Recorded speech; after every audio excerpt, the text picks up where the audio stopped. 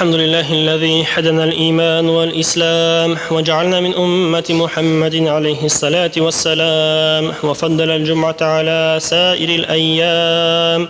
أشهد أن لا إله إلا الله وحده لا شريك له شهادة مصيرة إلى دار السلام. وأشهد أن محمدا عبده ورسوله سيدنا الأيام صلى الله تعالى عليه وعلى آله وأصحابه البررة الكرام، خصوصا منهم على أبي بكر الصديق وعمر الفاروق وعثمان ذي النورين وعلي المرتضى الإمة رضوان الله تعالى عليهم أجمعين. أما بعد، أيها الناس، أوصيكم بالتقوى الله عز وجل ونفسي أول بالتقوى الله. الحمد لله رب العالمين والصلاة والسلام على سيدنا محمد وعلى آله وصحبه أجمعين. Barcha maqtovlarimiz bizlarni yuqtanbar qilib tarbiyalab turgan va barcha alamlarning Rabbisi bo'lgan Alloh subhanahu va taolaga bo'lsa edi va ko'ngil turlarimizdan chiqqan salovat shariflarimiz oxir payg'ambarimiz, sevgili payg'ambarimiz Muhammad Mustafa sallallohu alayhi va sallamga va uning oila ahllariga va sahobalarga borib erishsa edi. Assalomu alaykum va rahmatullohi va barakatuh. Muhtaram aziz qardoshlarım. Alloh taolo kishilarni, insonlarni deb aytganda bu dunyoga borliqqa keltirgandan so'ng har doim ularga esga tushirir uchun, unutilmasinlar uchun har doim esga tushirishlar jibarib turdi, ya'ni unda bo'lsa payg'ambarlar jibarib turdi. Hem alimlerimizin fikri boyunca yeryüzüne yakınca 124 bin peygamber jiberilgen, hem onların her birisi de kişilerge bir Allah'a ibadet kılırga kerekligini anlatıp, öğretip yaşaganlar. Arasından birisi de aytmagan Allah'a ibadet kılırga kerek tugul, neşikte yaşasan yarı deyip aytuşsa bulmagan, her birisi Allah'a ibadet kılırga şakırgan. Hem onun barlığın, birligin öğretken, narsa ol ölüm, berzaq, cennet, cehennem ekenligini anlatıp, onlarning barlığın esga tushirib bizga yaşaganlar. Hem onlardan so'ng endi so'zda yo'q. Sahabalar, payg'ambarimiz zamonini ko'z oldiga keltirsak, sahabalar, tabiinlar, hem endi boshqa musulmon qardoshlarimiz, musulmon ahllari bir-birsini esine tushirib yaşarga teyish, alimlarimiz hem boshqalar esine tushirib endi yaşarga tegishli bo'lamiz. Alhamdulillah deb aytamiz, Allohga shukr deb aytamiz. Bugungi kunda da Allohga shukr esga tushirib turishlar bor. Esga bir-birimizning esimizga tushirib turamiz. Hem shaharda bo'lsinmi, avul masjidlarida, madrasalarimiz ishlab, masjidlarida bo'lsinmi, masjidlarimiz ishlab tura, Allohga shukr. Jum'a sayın xalq jiyla, mana bugun da Allohga shukr shunda xalq jiyildi. Va'z tinglarga deb kelishlarimiz yetarlik, Allohga shukr. Hem Allah'a tugul, alhamdulillah, Allohga shukr. Endi bizning elimizda buning uchun mumkinlik de bor. Chunki mumkinlikni qissalar shularga yaxshi bo'lmas edi. Shunga ko'ra bir qaraganda qaysi bir vaqtda ishtirga to'g'ri kelganda biz avr yashaymiz, islom dinini yashab ketirgan ilni ham boshqalar deb, ammo lekin Allohga shukr bizning o'zimizning elimizda da mümkünlükler var, mümkünlükleri yok tugul, halal rızıklarımız da var, barsa da var. Allah'a şükür rahatlanıp, ibadetimizni kılıp, yaşarga gene gerek, o'zimizga gene tarışırga gerek.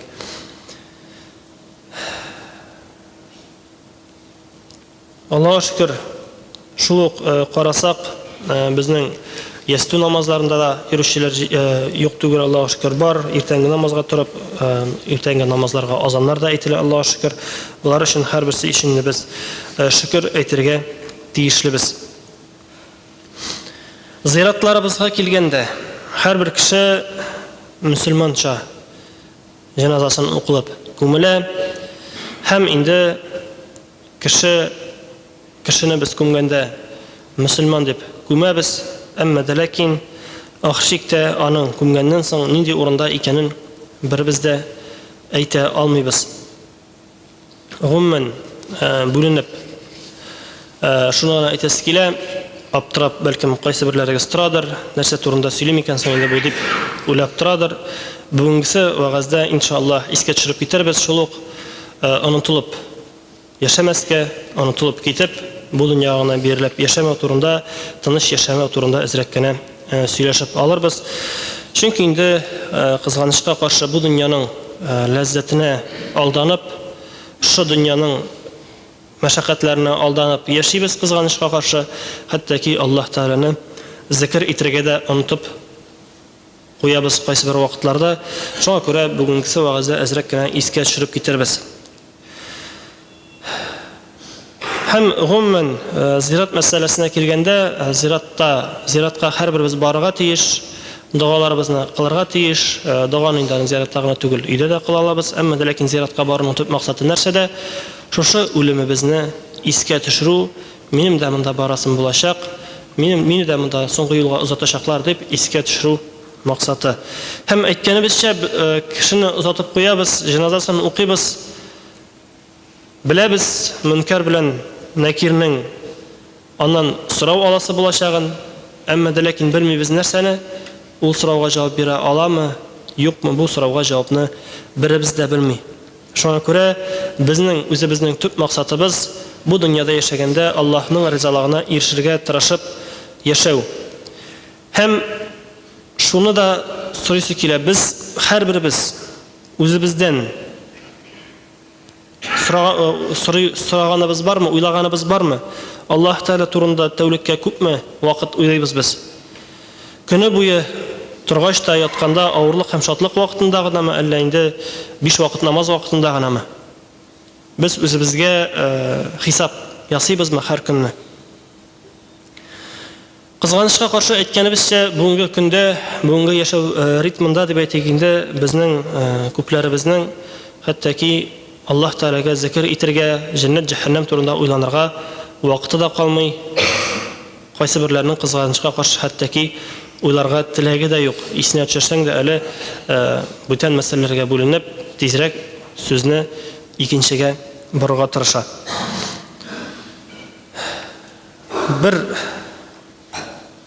риваят китереп китәсе килә, бу Рухул Бәян тәфсирендән җиткерелгән Әбу Исхак әл-Фарази сүзләреннән җиткерелгән риваят. Бу риваятта китерелә, безнең янга гел бер кеше килеп йөри иде. Ул һәр вакыт үзенең йөзенең ярты өлешен каплап йөри иде дип әйтелә, һәм бер вакыт мин аннан сорадым: "Син безгә бик еш киләсең, һәм йөзеңнең бер өлеше һәр вакыт ябык. Моның сәбәбе нидә икәнен әйтә алмассыңмы?" Ул кеше дә җавап итеп әйтте: "Син минем сиремне монда булганнарның берсенә дә сөйләмим дип вәгъдә бирә аласыңмы?" дип сорады. Мин әйе дип әйткәч, ул миңа түбәндәге хәлне сөйләп бирде. Бу бүленеп шуны әйтәсе килә, үзенең элегрәк гынах кылып яшәгән вакыты турында сөйләп китә. Мин күпмедер вакыт каберләрдән кәфенлекләр урлап йөрдем. Менә бер вакыт бер хатын кызны күмделәр. Мин соңрак барып аның каберен казый башладым, һәм таш плитәгә җитеп туктагач, ташны этеп куеп, кулым белән шушы хатынның кәфенлеген тарта башладым дип әйтә. Һәм шул вакыт бу хатын шулай ук үзенең кәфенлеген үзенә тарта башлады. Мин аңа: "Әллә син мине җиңәрмен дип уйлыйсыңмы?" дип тезләнеп бастым да кәфенлекне катрак тарта башладым, һәм шул вакыт бу хатын кулын күтәреп минем яңагыма сукты ди. Һәм шул сүзләрне әйтеп бетерүгә үзенең шушы каплаган җирен ачып күрсәтә, һәм шушы ачканнан соң әйтә, чынлыкта да аның битендә 5 бармак эзе бар иде дип әйтә. Һәм аннан соң ни булганнарын сорадым. Ул кеше әйтте: "Мин кәфенлекләрне кире аттым да тизрәк каберне кире күмдем. Шуннан соң бер кайчанда каберләрне казып, аннан кәфенлекләрне урламаска дип үз-үземә вәгъдә бирдем" дип җавап кайтарыла. Бу инде элегрәк булган хәлләр, бәлкем кайсыгыздыр уйлыйдыр, монда теге бер фантастика сыманрак сөйләнелә, үлгән кеше терелгән дә кире тартып алган сыман дип инде шундыйрак уйлар килергә мөмкин, әмма дә ләкин бу Аллаһ Тәгаләнең бер мөгъҗизасы. Бу кешегә Аллаһ Тәгалә бер интеллектуаль дәрес биргән дип әйтик инде. Ул хатын кыз бәлкем тире дә булмагандыр, әмма дә ләкин Аллаһ Тәгаләнең мөгъҗизасы белән шушындый хәл булган. Һәм Әбу Исхак әл-Фарзи сүзләрен дәвам итеп булай ди: "Бу кешедән ишеткәннәрнең барысында Әүзагигә хат итеп язып җибәрдем." Абдурахман әл-Әүзаги дигән кеше Шам җирләрендә яшәгән бик олуг галимнәрнең берсе була. Зур фикх төннәрен елый-елый Коръән һәм намаз укып чыгучы зур галим була. Җавап хатында шушы Аузари җавап итеп яза: "Кайгы булсын үзеңә, ник син иң мөһим әйбер турында сорамадың? Мөселман булып күмелгән ничә кешенең башлары кыйбла тарафына борылган килеш ята." Ягъни аша бит хәбәрләрне. Ашканнан соң да башлары кыйблага карап ятамы, юкмы аларның?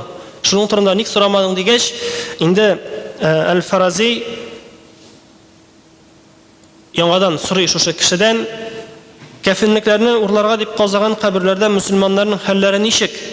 Араларыннан ничәсе һаман да кыйбла тарафына карап яталар" дип сорадым дип әйтә, һәм ул исә дөреслектә аларның бик күбесе башларын кыйблага каршы якка борылган килеш яталар иде дип җавап кайтарды. Һәм шушыны яңадан Аузаригә ирештирдем дип әйтә, һәм ул исә җавап хатында булай дип язган иде: "Инна лиллаһи ва инна илейһи раҗиун. Инна лиллаһи ва инна илейһи раҗиун. Инна лиллаһи ва инна илейһи раҗиун." Башлары кыйблага каршы борылган кешеләр мөселман булмыйча үлгәннәр дип җавап кайтарды. Алла сакласын.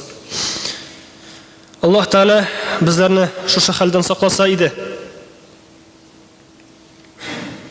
Бик аяныч күренеш. Бу дөньядан киткәндә һәрберебез иманлы булып, Аллаһ Тааланың рәхим шәфкатенә ирешеп, мөселман хәлендә генә, иманлы хәлдә генә бу дөньядан китсәк иде. Без үзебезне һәр вакыт тынычландырып торырга яратабыз. Тормышта да бер нәрсә килеп чыкса, бар да яхшы булыр әле, бар да үтә бит. Шул хәлне дингә дә кертеп барабыз. Без бит мөселман калганнар кебек әле фәхиш кылып яшәмибез, уразасын тотабыз, намазын укыйбыз. Башкалар әле намаз да укымыйлар дип үзебезне юата башлыйбыз. Безнең күбебез үзен җәннәттә дип үз алдына китерергә яратабыз. Әмма дә ләкин үзебезне җәһәннәмдә дип күз алдыбызга китергәнебез бар микән? Иртән торгач кичкә кадәр яшәмәм дип уйлаганыбыз бармы? Я ятканда иртән уянмам дип уйлыйбызмы? Кыямәт көнендә гамәлләрем өчен җавап биргәнебезне күз алдына китереп караганыбыз бармы? Гамәл дәфтәрләрем уң кул белән түгел, ә сул кул белән бирелсә, мин нишләрмен дип уйлаганыбыз бармы? Мунафиклар белән бер җәһәннәм утына атылсак дип уйлаганыбыз бармы? Соң ник алайса шул кадәр тыныч соң без? Нигә безнең күзләребездә яшьләр таммый? Ни өчен без югары әхлак турында онытылып барабыз? Мәчеткә килеп кергәч тә таныш кешеләр белән күрешәбез, таныш булмаганнарга борылып та карамыйбыз. Әбит Пәйгамбәрбез саллаллаһу алейһи ва сәлләмнән бер кеше сорагач, иң ислам динендә иң хәерле гамәлләр нәрсә дип сорагач, Пәйгамбәрбез саллаллаһу алейһи ва сәлләм иң хәерлесе мохтаҗларны ашатуың, таныш булган һәм таныш булмаганнарга сәлам бирүең дип җавап кайтара. Бу Бухари, Имам Бухари җыентыгыннан алынган хадис. Без һаманда тавыклар кебек, бер китәклектәге тавыклар кебек башларыбыз түбән иелгән, шушы тормышка чумганыбыз, үзебезнең кая барганыбыз турында да уйламыйбыз.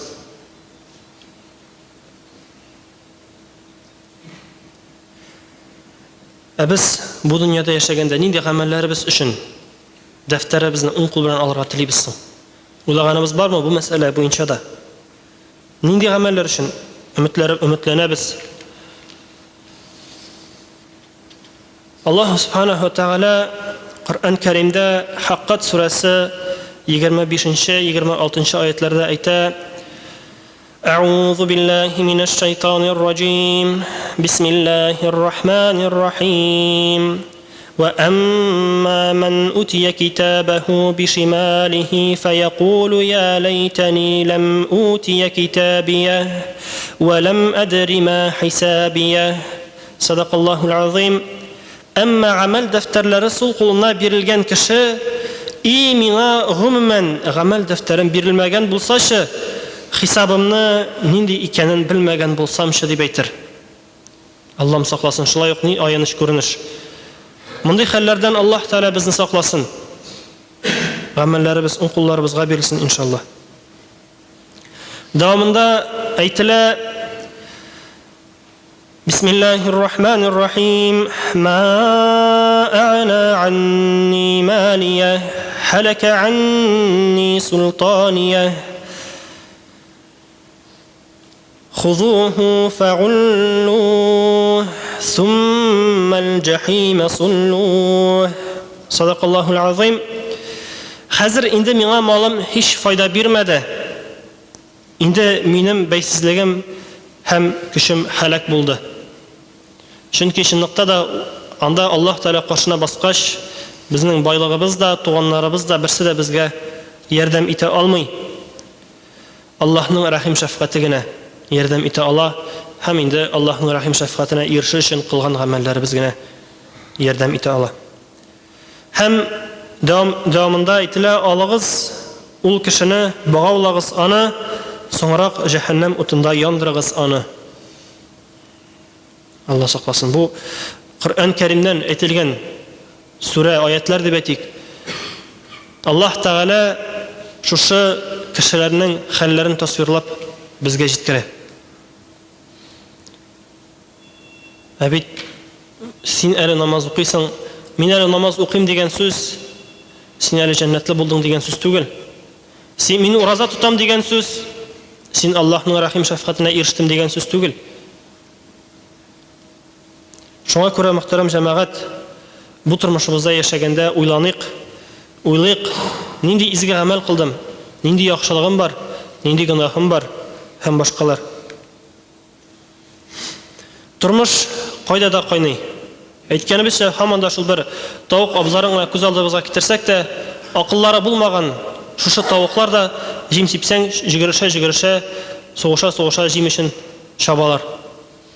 Кайсы бер вакытта без дә кешеләр дә шушы тавыклар сыман бу дөньяда чабабыз. Ризык өчен көрәшәбез, мал, мөлкәт өчен көрәшәбез. Бер-беребезнең башында чакырга әзербез, хәтта ки кызганычка каршы. Әмма ләкин Аллаһ Тәгаләнең ризалыгына ирешү дигән мәсьәләдә уйланмыйбыз. Бит Аллаһ Тәгалә ризыкны һәрберебезгә биргән. Һәрберебезнең ризыгы бар, Аллаһка шөкер.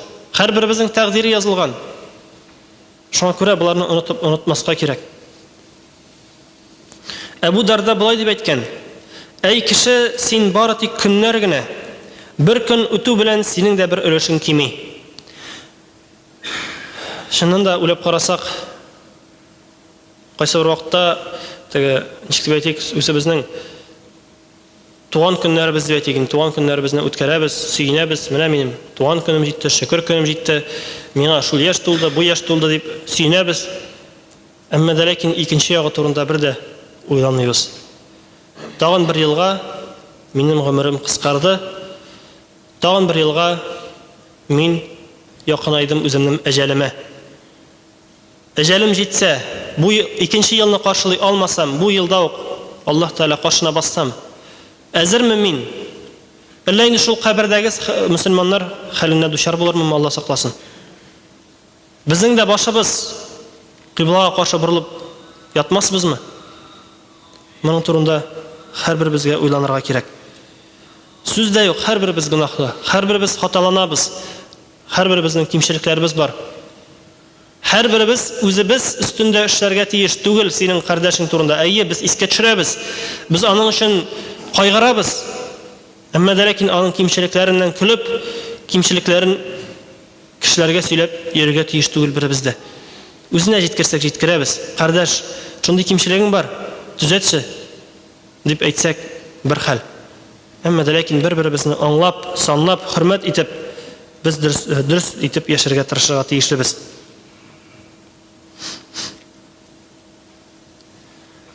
Бу дөнья кардагы бер басу сыман. Нинди гамәлләребезне чәчәбез, шул гамәлләребезне ахират тормышында җыеп алачакбыз. Инде Аллаһ Тәгалә насыйп итсен, һәрберебезнең чәчкән гамәлләребез изгеләрдән булып, кылган гамәл гыйбадәтләребез кабуллардан булып, вәгъдә кылган беренче чиратта рәхмәтенә ирешеп, вәгъдә кылган җәннәтләренә кереп, бергә туганнарыбыз, якыннарыбыз, күршеләребез, мөселман кардәшләребез белән, шунда иң утырган кардәшләребез белән бергә очрашуларыбыз, сөенешүләребез һәрберебезгә иншааллаһ насыйп булсын. بارك الله لنا ولكم في القرآن العظيم ونفعنا وإياكم بالآيات والذكر الحكيم إنه هو العفو الرحيم الجواد الكريم السميع الدعاء.